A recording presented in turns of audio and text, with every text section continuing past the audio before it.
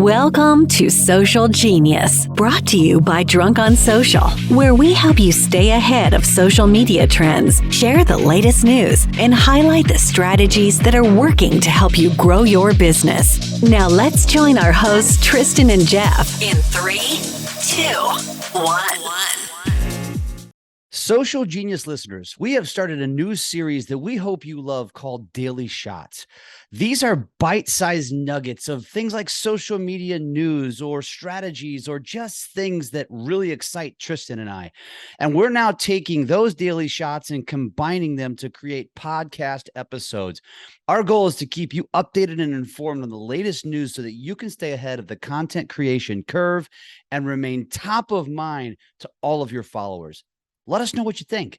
Did you know that TikTok's growth has stalled and Facebook is actually trending? What about Microsoft posing a threat to Google with its new feature on Bing? Stay tuned for today's entire episode because we are sharing 3 daily shots, and the last one will even let you know how you can earn college credits on YouTube. Social Genius listeners, let's get started. We're excited about SocialCon, but today we're going to be talking to you about YouTube. Like, YouTube is trying to do something really awesome here and beating out the rest of the social media outlets by allowing people to gain an actual education that counts towards college. That was cool to me. Jeff, what do you think about that? That is freaking brilliant. I mean, they're already spending all their time on YouTube. And this is social media is essentially a race to millennials and Gen Z, right? So, yep. What a brilliant idea. I love that idea. Here's what it looks like here. I'm going to just read it to you. It says YouTube launches new study hall initiative, which will enable users to earn college credits online. And this is in conjunction with Arizona State University and Crash Course.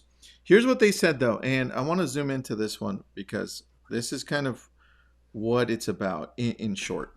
Study Hall is a new approach that demystifies the college process while creating an affordable and accessible on-ramp to earning college credit. A post-secondary education drives economic and social mobility in powerful ways, yet the path to higher education can be riddled with barriers, including high cost and accessibility. We're hoping to change that with Study Hall. Now, that's their really nice way of saying that they really care about the economy and humanity. But we all know the reason. Jeff said it. They just want more eyeballs. They already have the millennials, Gen Z, and why not just take it through the whole process? I love this idea, man. Think about it too. I mean, you're talking about now professors and educators that now can become creators by doing what they're already doing and probably monetize channels. So it's not just about the education and it being, convenient, because this is also for the 30-something, 40-something, 50-something and up who says, man, I wish I had gotten my degree. And now this affords you the opportunity to do it conveniently, affordably, and probably just in a more effective way as well. Yeah, and here, so people are asking, I got a question here. It says, what does it include? Well, it's for the first year of college, English composition, college math, U.S. history, and human communication. Developed and taught by the same faculty who conduct research and teach students at Arizona State University, and lessons combine ASU's academic excellence with crash courses. If you're not familiar with crash courses, just Google them. The other part to this that I want to show you is here's where you sign up. And we'll put up the link so you can test this out. It's coming out in March. And I think that's almost as exciting as SocialCon. And I'm going to show you. Not quite. Almost. Because SocialCon is an education of itself. In and of itself. Here's who's going to be there. And then we've got other amazing panelists as well, which, look, LAX, April 3rd and 4th. Hope to see you there. SocialCon2023.com. YouTube's bringing this on and making us smarter. Hopefully, dude, I'm thinking like if I had this as a kid, I probably would have taken my first year of college during high school or during summer. It's like that would have been kind of cool. I mean, yeah, if you're a parent of a kid in high school, like this is, I mean, honestly, I went to school, I went to college with almost a half a semester worth of credit hours. And in hindsight, like I didn't really know what I was doing. I was just advised to do it. But I was like, in hindsight, I was like, why didn't I do more? Like it totally, I mean, I basically graduated college in 3.5 years, and that was a big reason why. And, Oh, that's cool. I didn't know that. It took me mhm. 6 years to graduate college. Well, then you ride the short bus, man. This might have shortened it a little bit. Yeah, you also went to be an attorney. I went Yeah. to be. I actually mine was media communications, ironically. So it's Look at this. It funny how worked here I out. am. I It worked know. out. That's so good. All right, everybody. That's all we got for you today. Go to socialcon2023.com. We'll see you in Los Angeles, and we're gonna have some fun. Thanks, Jeff. Shortest daily shot ever. Dude, we're on this. Welcome back. We've been a little out. I still have COVID. I'm fatigued. So if I'm slow, you know why. It's Jeff's fault somehow. Jeff, how you doing I today? didn't even know you had COVID. What Yeah, the I know. fuck? I was supposed to go to Connecticut and speak at Daryl Davis's event, but the whole family's down with COVID. But the good thing is symptoms are just like fatigue. That's it. Let's talk Interesting. I Facebook. didn't even know COVID. I didn't even know it still existed. To be I honest with know, you. bro. I know. Um, It's pretty crazy. Let's so talk yeah, Facebook. let's do it. So I had a question for Tristan this morning, and I texted him just actually a few hours ago, and I said, "Have you noticed lately that your friend requests are just like going through the roof, and it's consistent? In fact, in the time that I text you, which was like probably less than 2 hours ago, I've got another 7 requests."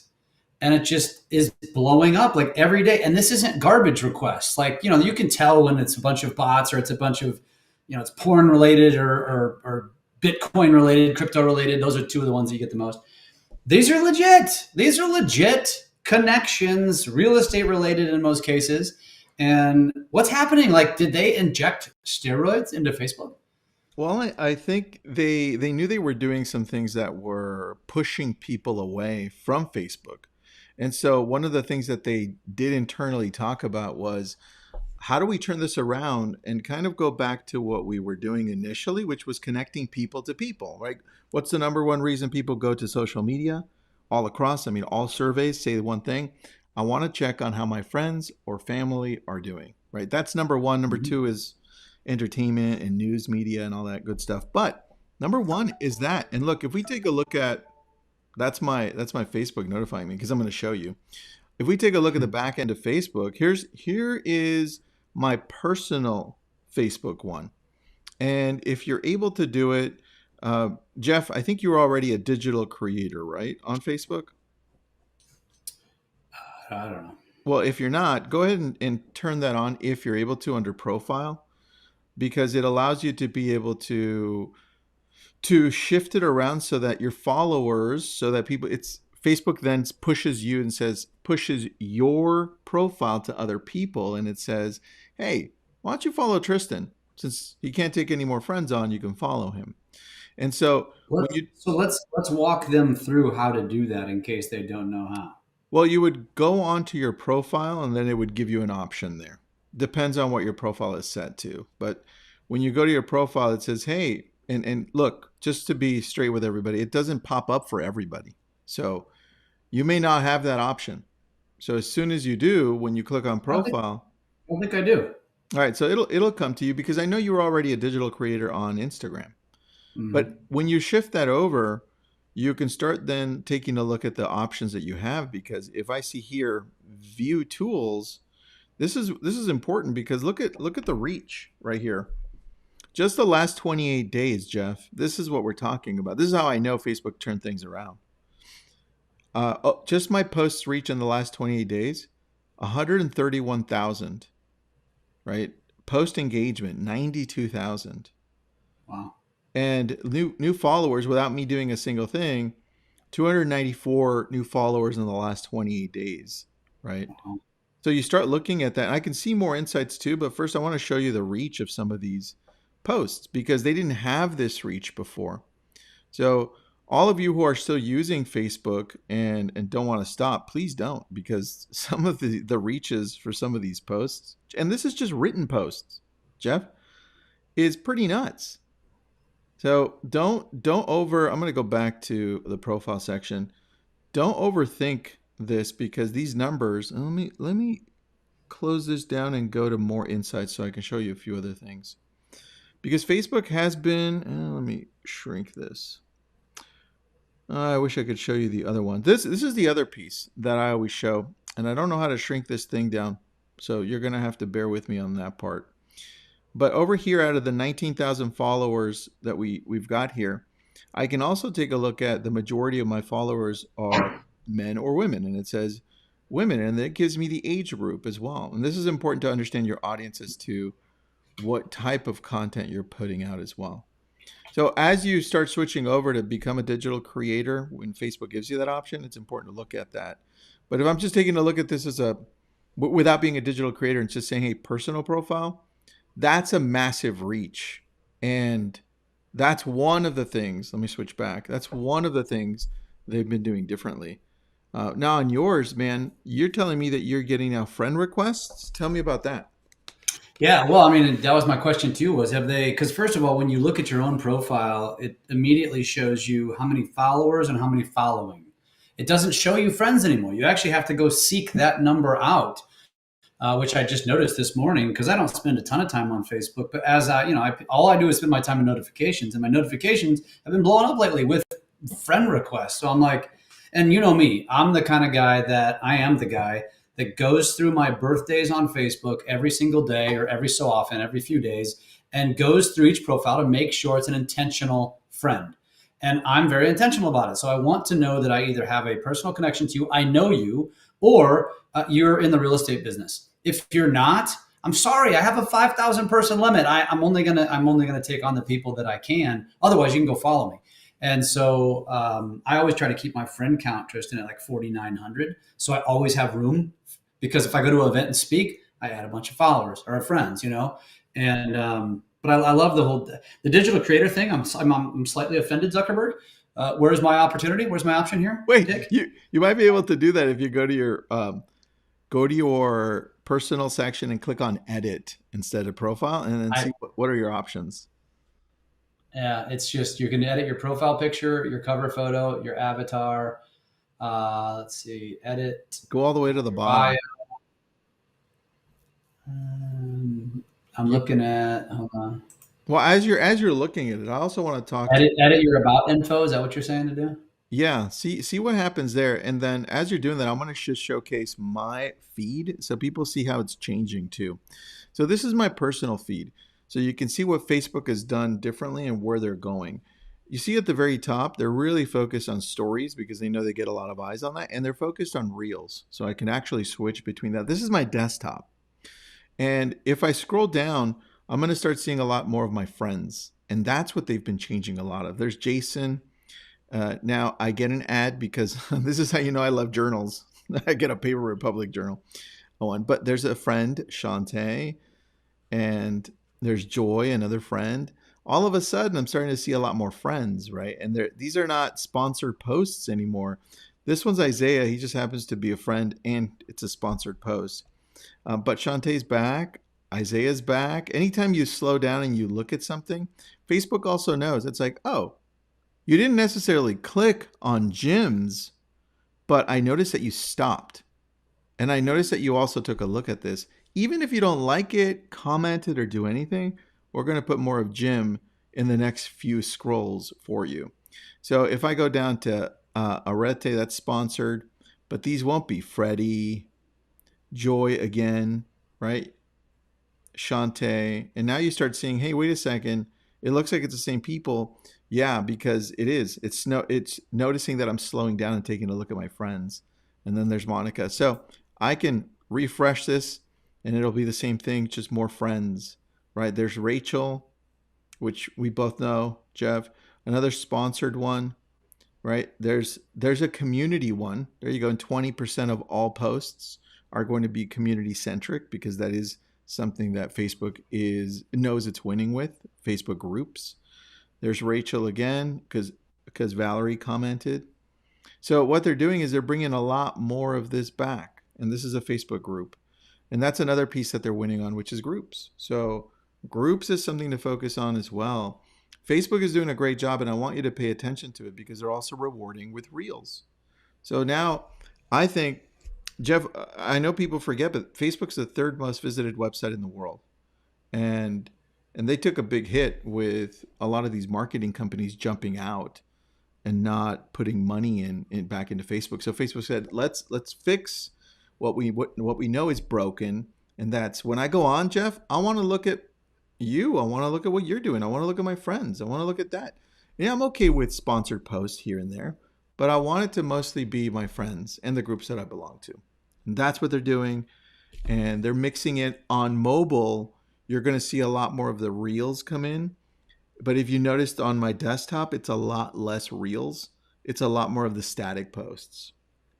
So just note those two main things. Anything you want to add there, bud? No, man. I know that when I have questions on Facebook, I know who to turn to, and that's why I did. I have searched up and down and backwards and forwards, and I do not have the option for digital creators. So let the powers that be on notice. Can you toggle a switch for me there, guys? Cool. That'd be really cool. You're funny. I'm looking it up on Facebook, but I'm actually texting my friends at Facebook right now to see where it's at. But I'm looking at the back end. It says settings, then tap account, select switch account type. That's it. Settings, account type. See if that works, Jeff. If not, I already texted a couple of people. But look, any questions you have? Well, the question I think would be, is it even an option? Is it an option? Do you have to be given the option? You know what I mean? Which is what I don't know. I don't know, buddy. I don't know, but I know that Facebook's making some great changes. So pay attention. Don't sleep on Facebook. Everything you post on Instagram, if you can't have it, copy into Facebook and start testing things out because it's not going anywhere.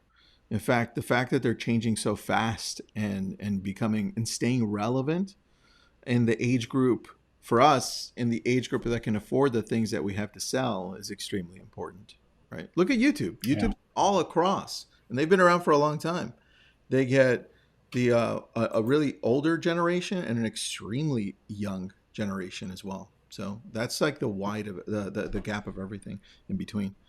Always great stuff. Thanks for it. Love the flash. Oh, you noticed the flash hat, huh? I like it. Yeah, flash. Come on, Jeff. You didn't notice it. It's very orange today. No, I was actually going to say it earlier. Like we rolled out of bed this morning and we said to each other, "Let's wear a really bright color." And let's be you red. went orange. I went red. So, yeah, I love it, dude. Well, everybody, thanks so much. Appreciate you all. Thanks, Jeff. By now, you certainly know that Instagram is a social media platform that is arguably the most important platform to establish your brand and business as we head into the future. Understanding that growing a following is simply what the world tells you is important, but in actuality is purely vanity with very little results. And that's why we have come to really appreciate and endorse Michelle Berman with the Instagram Power Method, who teaches you how to actually connect with ideal clients and attract them to you without having to sell. Michelle comes from a place of practicing what she preaches, as she has built her business 100% through organic Instagram leads. Everything is rooted in sales psychology and conversation based on tapping into the brains of your ideal client. Vanity metrics are for, well, vanity. Go connect with Michelle today. Check out powermethodmasterclass.com. That's powermethodmasterclass.com and be prepared to change your business's life. An intro song will be great into all of these. Does Ecamm have that capability? It does. It does. Really? It does have the capability. We should. Backstreet's back. In sync, our era. Jeff. Welcome everybody. Hope you're having a good day. Kansas City Chiefs won the Super Bowl. That was fun. This is why Jeff's wearing the sweater today, second day in a row. Somebody's got to do your laundry, Jeff.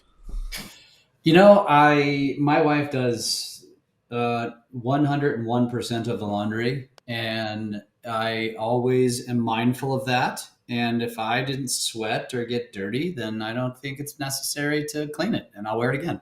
That's super sweet of you, dude. I like Thank it. you. Thank you. With that, let's talk about TikTok and the news that they're trying to revamp their creator program because they noticed that their growth has stalled. I was a little bit in shock when I was reading that because growth stall on TikTok. I mean, let me just show you the graph. And if we go into this graph, by the way, it's on social media today, Jeff. TikTok hits its limit, and we're talking about US adults here. TikTok's monthly US adult user doubled during the pandemic, reaching a plateau in early 2022. You can see the bottom here, January. Once it reached about 115 or so, 115 million, it went down and up and down and up, and then it slowly went down. It's slightly going up, but it's definitely plateaued. Now, I don't know. I mean, there's probably a lot of reasons for it, right? With the whole political thing going up and down. I'm more excited for this, Jeff. Like when I take a look at the opportunity, I think YouTube. YouTube gives away 60% of its revenue and is always looking to expand. I mean, they just sponsored the Super Bowl, right? It was all YouTube. Mr. Beast was in a freaking video for the NFL. Saw that. Right? That was awesome. What do you think about this? I mean, I just think the growth during the pandemic was unrealistic to think they could sustain it. Honestly, I think some people probably are just getting out because of the time suck, because it's such a good, strong algorithm, and they don't have any self-control. My opinion hasn't changed. I think it should be an ancillary platform. I think you should create content for Instagram and multi-purpose it over to TikTok. That's what I think. I don't think that should change. All right, I agree with you. Here's some other details I want to share with you because they're important for us in the United States as you're looking at TikTok for business, okay? And this is why I agree with Jeff, which is you need to diversify. I'm going to read this to you. It says TikTok remains in a strong position, over 1.5 billion users, obviously, around the world, right? And they're still banned on India. Just remember that. It has become a key source for entertainment for many, but various concerns continue to swirl, and any one of these issues could end up being a major blow, especially as more U.S. states look to ban the app from government devices. And not only that, they're just kind of shouting out and saying, hey, TikTok's bad, let's ban it because of all of these security concerns. On that, TikTok CEO Shu Zi Chu is set to testify before the House Energy and Commerce Committee on March 23rd, his first ever appearance before Congress. And you know how those go. Remember Zuckerberg? Did they even, I don't even know if they asked the right questions. It was ridiculous. I was ashamed of the senators we had because of the stupid questions they asked. So I don't know if this is going to be any better. I mean, if anything, I'd love Zuckerberg to be up there asking the questions, right? But he's not. It's our senators. And they're not the brightest when it comes to technology, unfortunately. What do you think about that, dude? Do you think, how do you think, this is predicting it, but how do you think that ends up? Do you think government does ban TikTok from its government phones and tech in general, or where does this go? Well, that's already happened. I think, honestly, at this point, I think this is all just a political rhetoric. I think it's, I think, I'm not even sure why they're doing it. I honestly don't think anybody has any intent or the wherewithal or the desire, because it's not a fraction of important in some of the stuff that they're dealing with, right? It's like, just stop. I mean, now you got the China balloon and all that kind of stuff. I don't know, man. I think this is silly. It's silly to be talking about. I think you should. I think for anybody listening to this podcast, you're obviously listening. You're tuning in because you want the advice of where things are going. And I don't think anything changes, man. I think I do believe, though. I think a year ago, Tristan, I would have said make TikTok your cornerstone, and now I don't say that anymore. Now I say make Instagram the cornerstone. If you're super advanced, make YouTube. But for most of us who are in the novice or middle range creators, make Instagram your focal point. multi-purpose to different platforms, but just get that cadence down, get the consistency down, and make TikTok a second or third, platform that you're posting to. You never know, man. Opportunities are happening on TikTok. Oh, heck yeah. I agree with you on that. Hands down. I just did a duet on TikTok. No, sorry, a duet on Instagram with Warren Buffett about how he can solve the issue with the debt. He's like, just vote out, just watch it. But anyway, it didn't do too well on Instagram. I grabbed it, put it on TikTok, and it's got 250,000 views. I'm like, that's insane. Plus the followers, and you build that influence, and you can talk about real estate. You can talk about any business. That's the whole thing. But let's shift this because I want to talk about Google and I want to talk about Bing. I didn't see this coming. Real quick, before we do that, I do want to share one other thing. I forgot to even share this. I did get a message the other day from another lead who found me on Instagram and said it was a real estate related question. It was about they own property and they needed a better management company, whatever. But the premise of the message was you're clearly the authority. You're clearly the expert at the Lake of the Ozarks. So I want to ask you. And the guy went and found me on Instagram, sends me this message, which I then referred over to my agent partners, but it just continues to validate that I keep getting that. You clearly are the authority. Why? Because I'm the aggregator of all things of a geographic area. I just drive that home, man. We'll see what happens over the next 6 to 12 months, but opportunities are happening. Well, I think that's key. The key thing that a lot of people miss when it comes to social is the influence you create in your repetitiveness and that message that you're delivering. Like, what are you becoming the authority of? What's the perception of Jeff? What's the perception of Tristan? Right? And I think that's the opportunity on all platforms. I'm sharing, Jeff, I'm sharing really quick. I know you can't see, but I'm sharing my TikTok. And you could see, we've got some that viewed just in the last week, a couple hundred. It's not out of the ordinary. And then you see the stupid duet with Warren Buffett, 250,000. And when you look at the details, 751 hours viewed. That's the type of influence we're talking about when it comes to repeatedly doing this stuff, right? That's the key. Understanding that eyeballs equal opportunity, and it doesn't always have to be related to your business. That's what people miss, man. It's so easy. Mm-hmm. All right. Yep. ChatGPT, GPT-3. GPT-3 is kind of like the advanced version of ChatGPT-3. Just wanted to get that clarity in there. What being announced is that they're building it into their browser. And I don't know about you, Jeff, but I've never used Bing as a browser. I was like, what? And now I just went onto the wait list over the weekend and joined. So now, well, you can do that too. Go to Bing, and I logged in with my Outlook account, which I only have an Outlook account because I have an Xbox. That is the only reason. And so I put that in there. And now what they're saying is in the browser, it's going to have a built-in chat, a built-in GPT chat type thing to be able to create emails that go out automatically, options. Hey, I want my email to sound like this. And you can have whatever writing you want for blogs. Do you want it enthusiastic? Do you want to sound sad? Do you want to sound sympathetic? It has the buttons at the bottom. Say, no, rewrite that email so that it sounds kinder. This is the stuff that's being built in. And with that, Google's like, wait a second, we don't want to fall behind. So they recently announced something called Bard. And it sucked.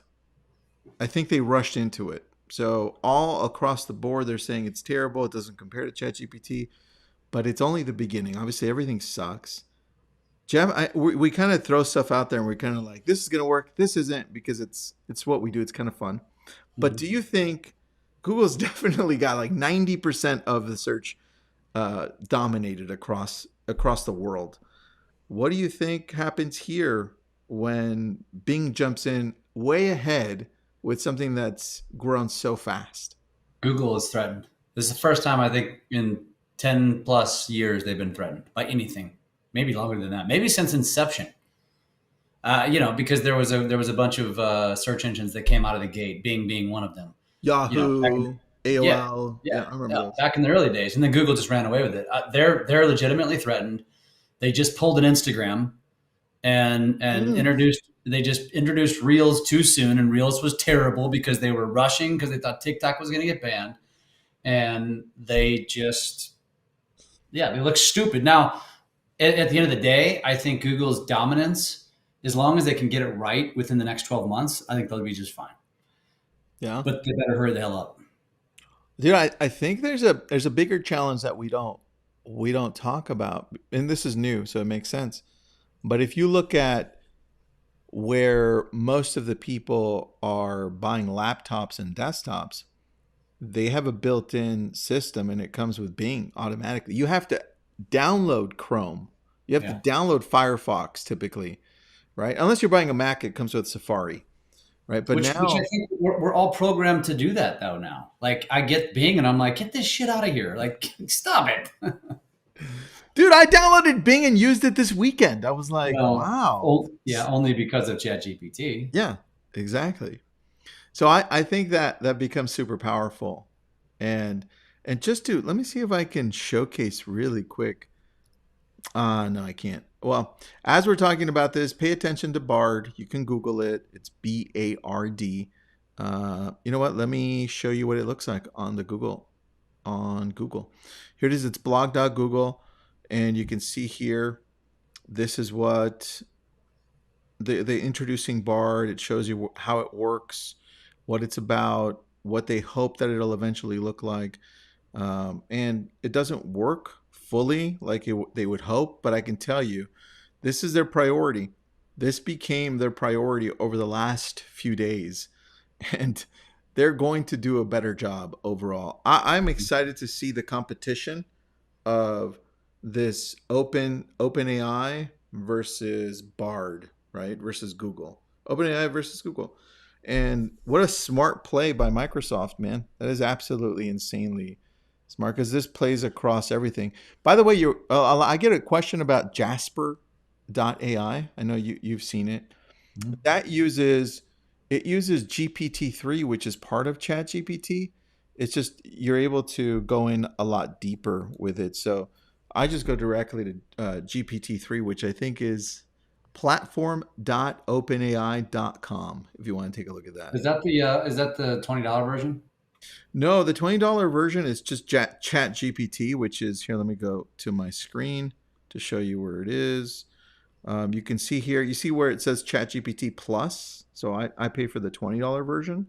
But if I go to the top over here and I put platform.openai.com, and then I go to Playground right here, now it looks different. This is, I'm going to zoom in a little bit.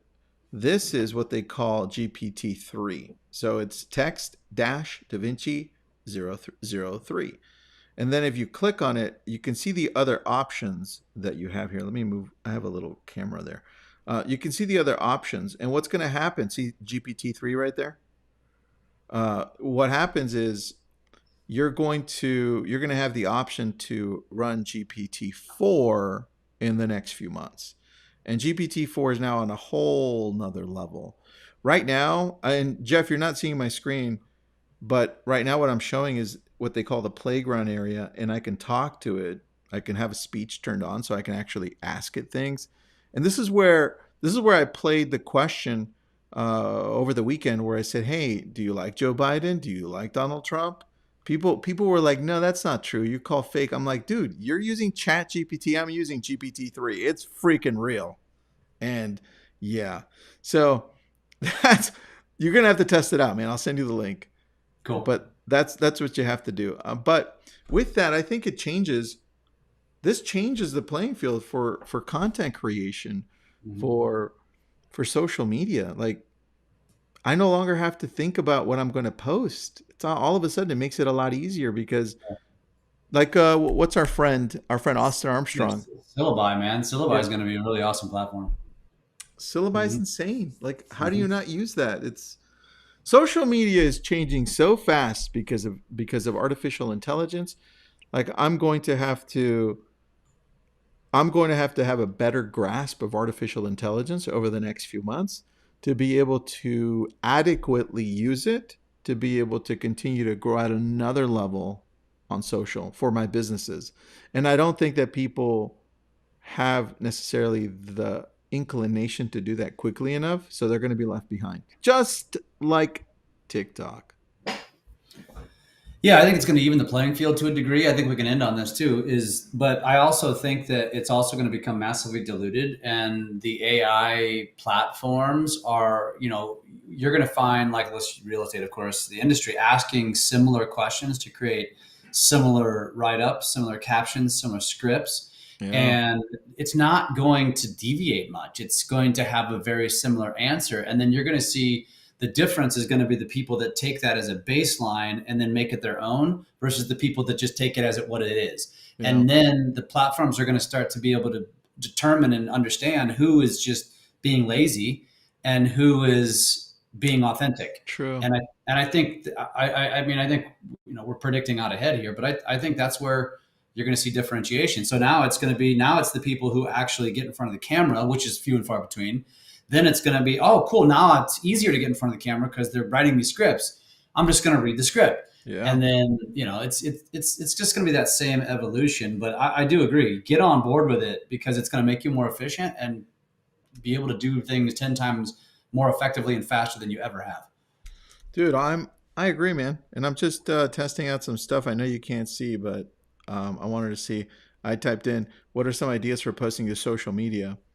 Just to get prompts, and it's already giving me 7, 8, 9, 10 ideas in a split second. So in seconds, yeah. In seconds. So look, pay attention to what's happening around you because this is going to change fast. What's the best idea? What's the best idea I just gave you? Out of those, let's see here. Let's read them with you here. I've got share new blog posts or article that are relevant to your industry.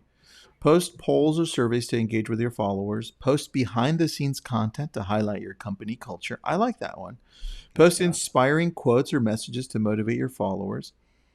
Jeff, I just figured. Oh, dude, I'm late to my next meeting, but I'm thinking. Hold on, I'm gonna ask it. Create a